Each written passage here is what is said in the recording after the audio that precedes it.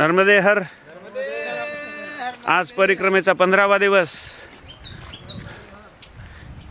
पलीकडचा महाराष्ट्र मध्ये देवनदी आणि अलीकडे गुजरात राज्यामध्ये आम्ही ह्या ठिकाणी प्रवेश केला आणि गुजरातमध्ये प्रवेश केल्यानंतर माथासरचा हा चढण्यामध्ये या ठिकाणी आम्ही सुरुवात केलेली आहे।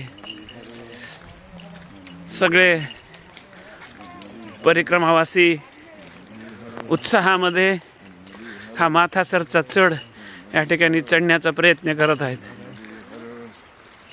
आज